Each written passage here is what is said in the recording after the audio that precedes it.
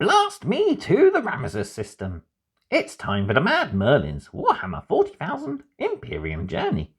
Issue 84, full coverage. Hello everyone, and welcome back to the Mad Merlins Warhammer 40,000 Imperium Journey. So we're back with our continuation, and this time we have issue 84, and we have the brand new to the Mechanicum side, the Skitarii Marshal. So before we get into anything, don't forget to of course like this video if you are enjoying the content, and if you are, don't forget to also subscribe to the channel. If you want to help the channel out, you can do so for free by dropping a comment down below. I love hearing back from everybody, and like I said, it helps the channel out. Or you can also support the channel using the Mad Merlins Patreon, a link in the description down below. But here we go then, let's have a look at 84. So we have a brand new model for the Skitarii, and let's get the elephant in the room out the way, and that is this model, literally. So, as you know, our collection for the Mechanicum has been minimal. They could have really done with a few more units to help emphasize things. I know a lot of the contents for the magazine actually came from combat patrols, so they were broken up, and I was really hoping perhaps we'd see vehicles as part of the expansion, but instead we got another character, and he's not too bad. After reading his rules, I think he has at least a better use in his collection than the Tech Priest Engine Seer does. Although the Engine Seer helping as an extra unit to help restore the Cataphrone Destroyers, he's pretty helpful, but this guy focuses mostly on helping support the Skitarii. And yeah, he's okay, but when we get to look at the rules, he has some pretty good rules. It's not a model I really see myself using or even wanting to go out and get. I mean, I'll have a look at the frame in a bit, but he's very few components, and yeah, he's just a support character, which we really don't need. We've got two characters, both of which are supporting anyway, even though one is a proper HQ choice. I really think instead of these Tech Priest engines here, we could have done with another infantry unit, perhaps even if they just gave us the Skitarii issue again, and this time told us to build Vanguard, or if they gave us the Skarian Rust Stalkers. I know they're very fragile models, they are pretty cool either way.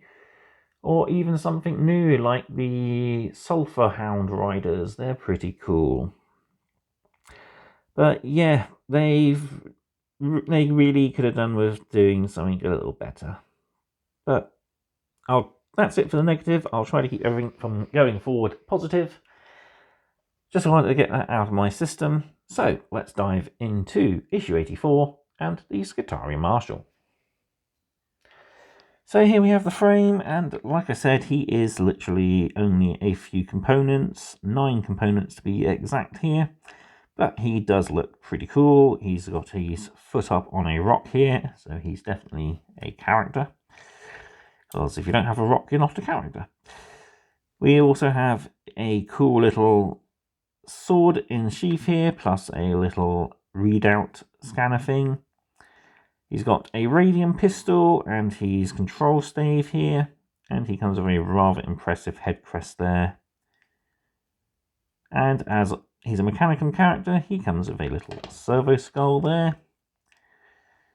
And yeah, pretty cool, pretty basic for what he is. But he does have, like I said, some pretty cool unique abilities that will help make the use of your Skitarii models in the games of Imperium. But yeah, he's got some nice detailing, he's got lots of raised detail around his armor panels, like on his legs there, you can just about see. He has a pretty standard Mechanicum-esque torso for a Skitarii, but he has a really cool cape at least. And yeah. Whilst, like I said, not the best model the Skitarii could have had it included, he is still pretty cool and quite characterful. And he comes with, if I can pick it up, a 32mm base here. And that's pretty much it. So let's take a look then through the magazine. Here's issue 84, and what do we get? So we got the new Mechanicum unit, we have Pass of the Asuryani, and we have the data sheet, full build and paint guide for the Skitarii Marshal, and we have a new campaign mission. So we have full contents list here is a battle record for the Skitarii Marshal. We learn about the Asuryani, and we have a story, Magnifer Primus, building and painting our Skitarii Marshal, Warlord traits for our Adeptus Mechanicus forces. A bit late to the game, but yeah, because at this point in the collection, we're not really going to be using the Mechanicum as a leader to the force. We've got a pretty good potent force in Marneus Calgar. But yeah, we got Warlord traits at long last. We also have the Skitarii Marshal data sheet, and we have Siphos besieged, so returning to the Forge world at Siphos there. I mean, we can at least make use of the Warlord traits, as there are a few games in the campaign where we can easily make use of small forces. So we can easily use like the Tech Priest Dominus, leading a small contingent of Skitarii, backed up by something like a Phobos unit. So we have a battle record for the Skitarii Marshal. Cybernetic Field Commander. Skitarii Marshals are battlefield leaders drawn from the most experienced of the Adeptus Mechanicus Skitarii soldiers. They are able to process battlefield data with lightning speed and efficiency, directing their augmetic warriors with skill and precision. So he has a Radium Serpentia, he has a Servo Skull, he has the Control Stave, and he also has the Enhanced Bionics common amongst all Skitarii. And yeah, he looks really cool, nice commanding pose there.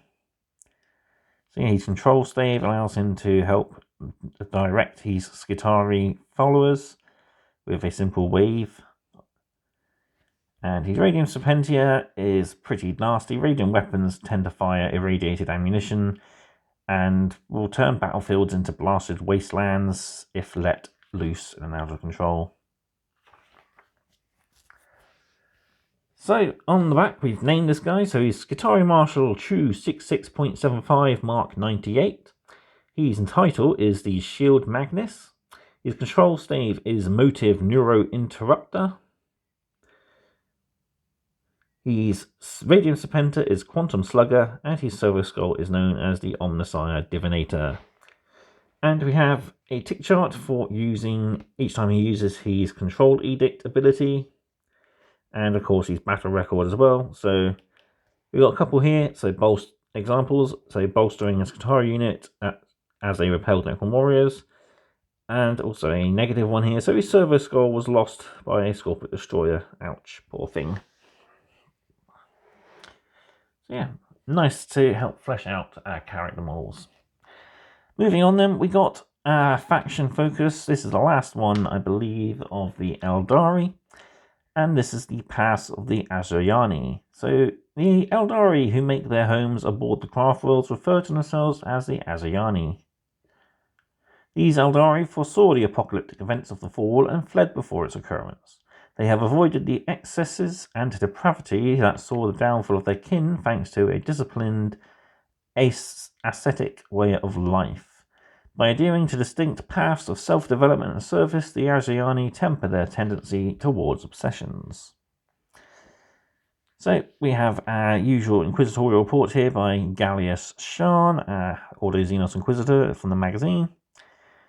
And yeah, this goes on to detail a bit about the Asuryani, and the Eldari and how they are. And then we expand and look at some of the paths. So Path of the Outcast, these are Eldari who have either chosen to or have been forced into an outcast position. They are often rangers and will often aid their craft world from the shadows. The Path of the Warrior, a Eldari may choose one of the many paths of the warrior. Each of the different temples of the Phoenix Lords will give them different abilities, and Autarch will take everything he's learnt by spending time studying each of the different aspects and becoming a master of the craft world forces. And of course, finally, there's the Path of the Seer. These are for the Eldari who have a psychic ability and will focus their powers into a choir and a force known as the Seer Council within a single craft world. Moving on, we've got a short story here called Magnifer Primus. So the industrial world of Magnifer is riven by a wave of Xenos cult violence. As the tainted masses rebel against the Lex Mechanicus overseers, a Tyranid fleet arrives in orbit, unleashing a planet-wide invasion that threatens to devour the Omnissiah's sacred work. So this features a Marshal, Thepsis Gant 415, and his squad as they try to reconvene with the larger Skitarii forces at the extraction point. But they are drawn into a shadowy building and are stalked by a diddly lictor. They also call on the assistance of a Doomcrawler here, which, like I said, I would like to have seen this included in a magazine at some point. Really cool model. And yeah, this would have been a really nice addition to the Skitarii force, I think. And yeah, so the story goes on, pretty cool. And it's another pretty sad story, because we've got another sad ending here. So, through the open doorway, Sidonian dragoons mounted atop bipedal mechanical steed rushed, taser lances braced against their shoulders. The dragoons thundered forwards, smashing into the horde and clearing a path for the lumbering Omega Doomcrawler. As the last of Thepsis Gant 451's motive force fled his broken form, a final message scrolled across his mind's eye. Mission objective completed. Casualty rate within acceptable limits. So, to the Mechanicum, that means everybody's dead. They don't care about life, they just care about the end goal. But yeah, pretty cool short story there.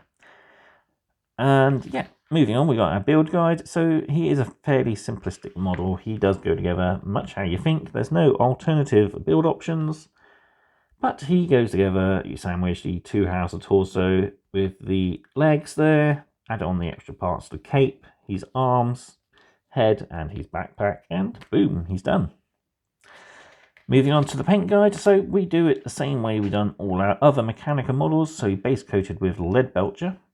Picking out the black details, so his undersuit here and any of the Mechanicum symbols, as well as the parts around his mask with Abaddon black.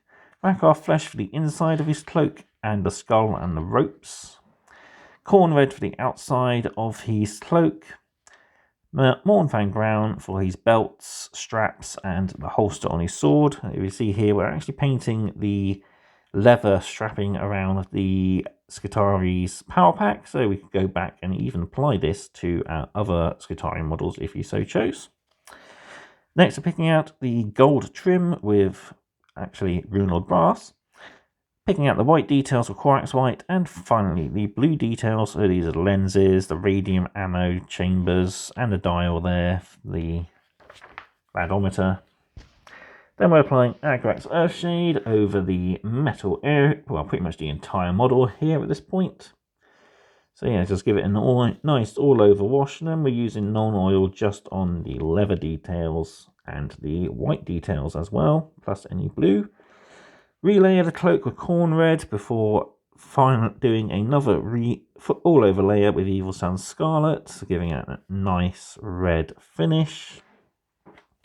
Relay a rack of flesh on the inner robe and then highlight with pallid witch flesh. Highlight the skull and the rope with just pallid witch flesh. Highlight the black details with administratum grey.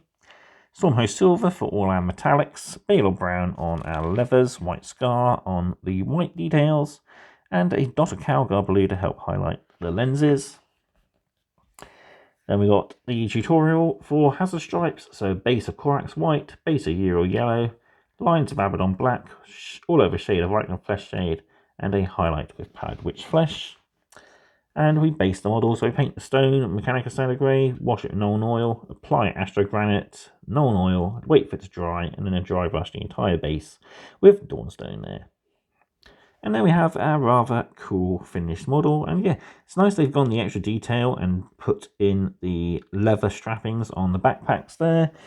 Like I said, you can go back and do it to all your other Skitarii models if you want. I think I might do. It helps add a little bit of extra distinction so they're not all silver. But yeah, really cool, handy paint guide there. So, looking at our rules, we've got quite a few rules as well as the campaign. So, we've got Warlord traits for the Adeptus Mechanicus. So, we have Skitarii Warlord traits and we also have Tech Priest Warlord traits. So, depending on who's leading your force, you can get a Warlord trait depending.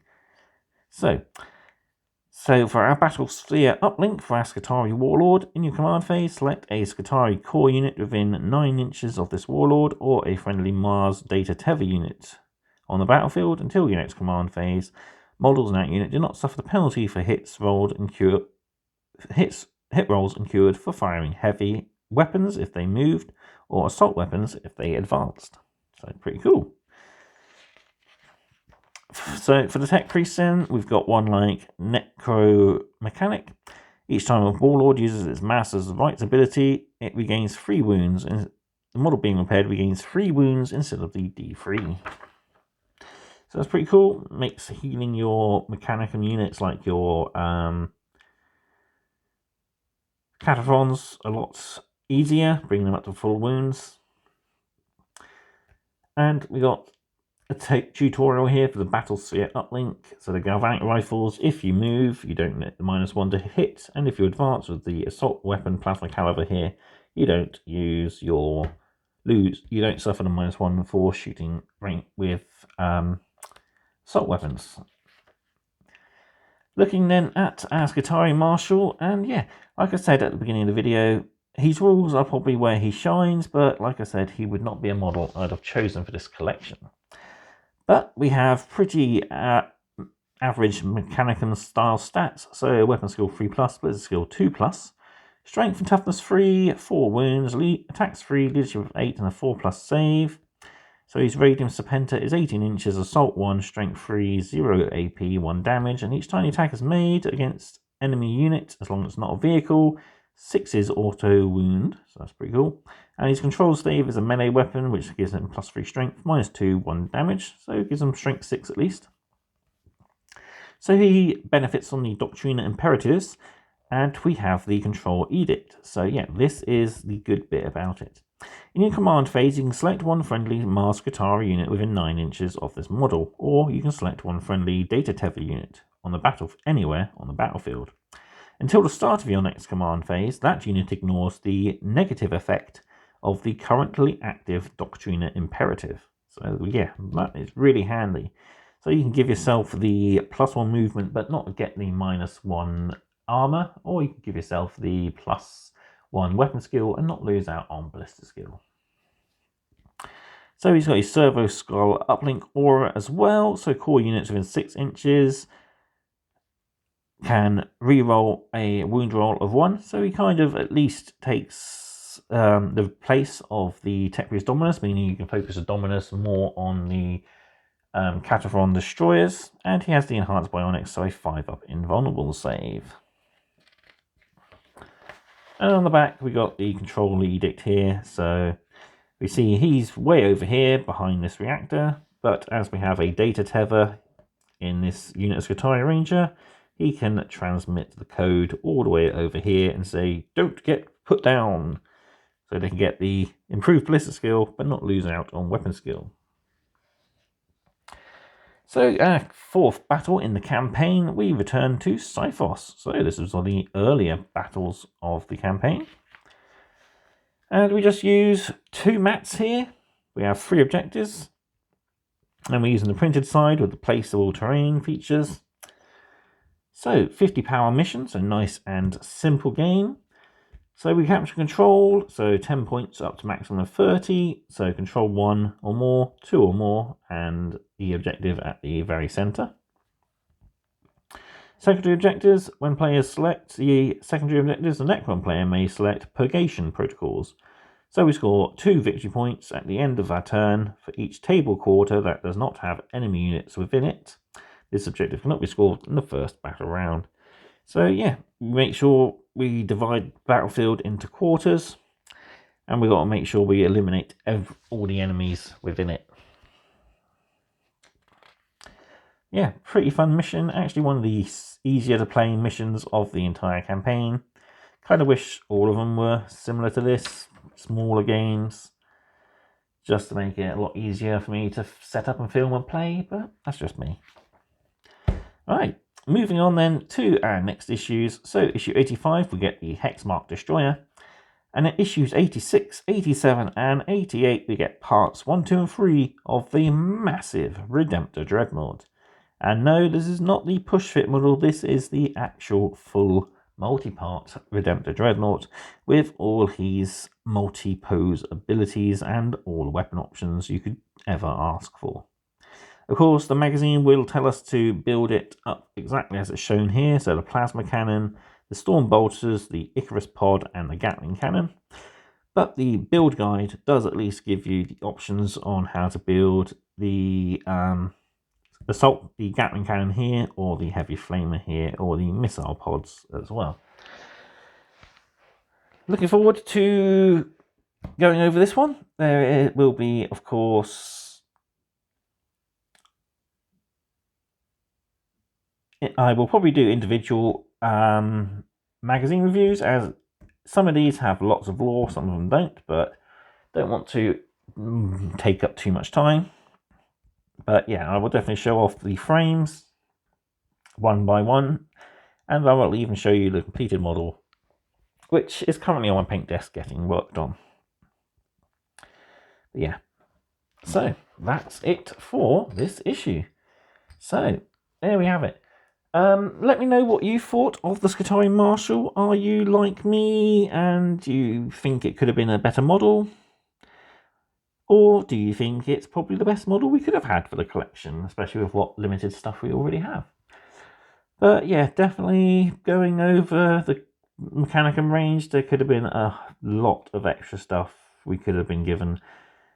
I mean, they could have given us the rules for the breaches, and if we said if you want to pick up an extra one of each and build a sort of breaches as well, which I've done anyway.